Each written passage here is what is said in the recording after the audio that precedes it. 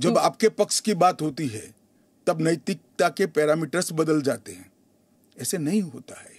देश का एक संविधान है, परंपराएं हैं, अदालतों की परिपाटी है, इसके हिसाब से देश चलता है। वो संविधान के बारे में बात करें तो यूबीटी जो ग्रुप है शिवसेना की, वो कहते हैं कि आपकी विफलताओं को छुपाने के लिए मेरा उद्धव जी से रिक्वेस्ट है कि कानून चाहिए या न चाहिए वो स्पष्ट करो पहले।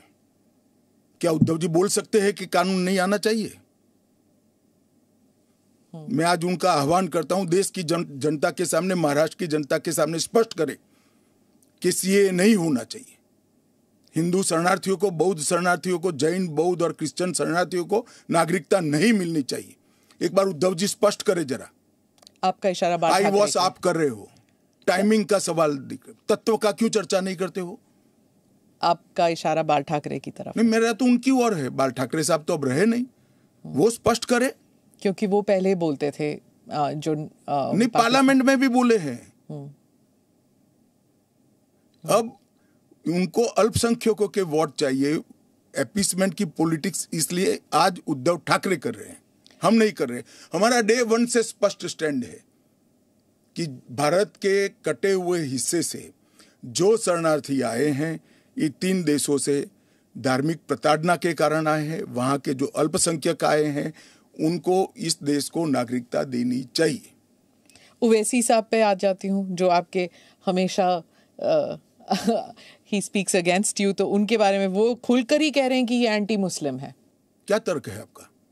एंटी मुस्लिम कैसे है? कि आप सिर्फ मुसलमानों को उसको आपने क्राइटेरिया बना दिया। ये मैं वो कह रहे हैं, क्राइटेरिया ये बना है कि जिस पर धार्मिक प्रताड़ना होती है इसको देंगे।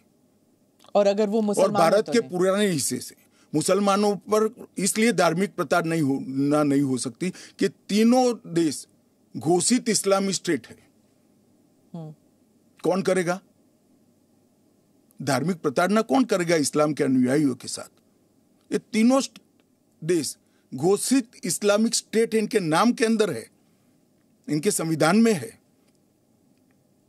पर मैं फिर से वही पूछूंगी कि अगर आप ईसाइयों को दे सकते हैं, अगर आप पारसीज को दे सकते हैं जो इस्लामिक नहीं है, और अगर उन पर हो रहा है, तो फिर आप why can't you give it मुसलमानों को क्यों नहीं? देखिए, ऐसे तो फिर दुनिया भर से देश में जो आए सबको नागरिकता दे। तो अमेरिका तो करता है ना, सबको ले हम भी करते हैं। अप्लाई करे वो घुस कर नहीं आ सकते। उनको ऑफिशियल एयरपोर्ट से, ऑफिशियल पोर्ट से, ऑफिशियल लैंड पोर्ट से आने की परमिशन ही नहीं है। इसलिए बेचारे घुस कर आते हैं, शरण में आते हैं।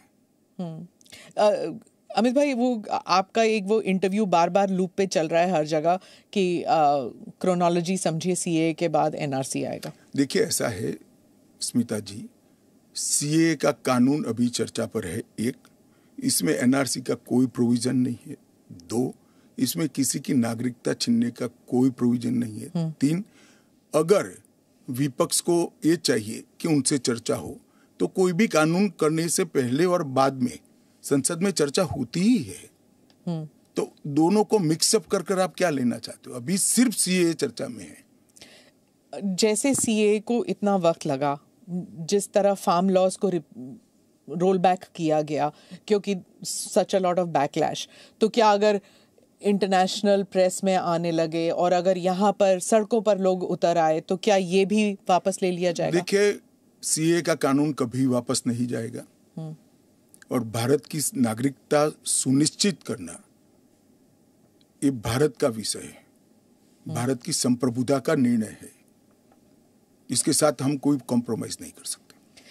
जब हम ट्राइबल एरियाज की बात करते हैं, अभी आपने कहा कि जो 6 शेड्यूल और जो काउंसिल्स, ट्राइबल काउंसिल्स का एरिया था, वहाँ पर ये ऑटोनोमस काउंसिल्स जहाँ पर हैं वहाँ पर नहीं होगा, लागू नहीं होगा।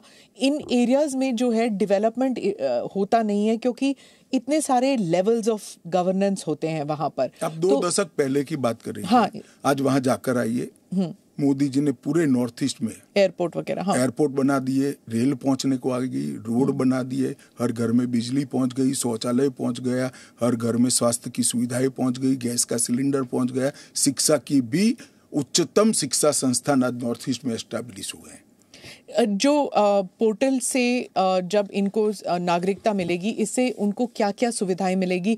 क्या आम नागरिक की तरह, या फिर जैसे उनको ये दिखाना पड़ेगा कि हाँ CAA के तहत हमको नागरिकता मिली है? क्या ये अलग आइडेंटिटी? ना ना ना ना ना, वो भारत के आम नागरिक की तरह ही भारत के नागरिकों की सूची में सम्मान के साथ समाहित हो जाएंगे और उनको मेरे और आपके जितना ही अधिकार होगा।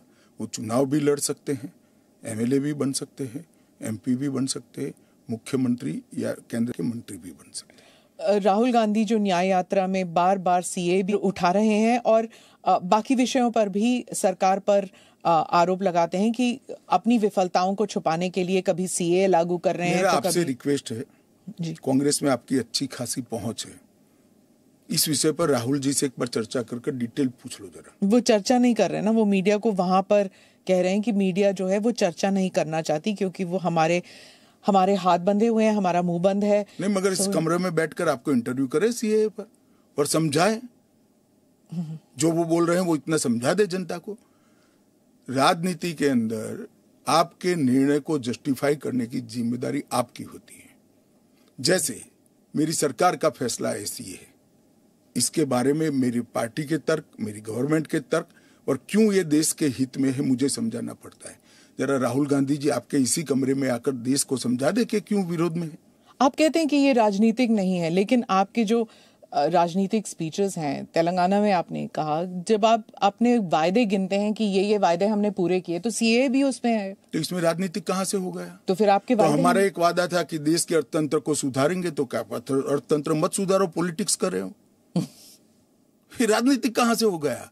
हम मानते हैं CAA देश के हित में है, इनका अधिकार है, इसलिए हमने दिया है। पॉलिटिक्स कहां से? वो भी कहना देना चाहिए। अगर राजनीतिक फायदा है तो उनको कौन रोक रहा है?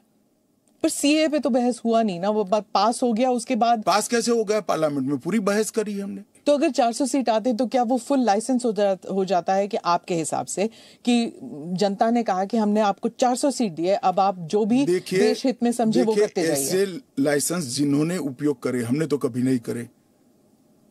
हमने तो जनता ने जब जब आशीर्वाद दिया बड़ी जिम्मेदारी के साथ देश चलाया, चाहे अटल जी हो चाहे नरेंद्र भाई। इंदिरा गांधी ने एक बार लाइसेंस का दुरुपयोग किया था और फिर स्वयं चुनाव हार गई थी। तो इसका भी मैकेनिज्म पड़ा है ना। जो लाइसेंस का दुरुपयोग करेगा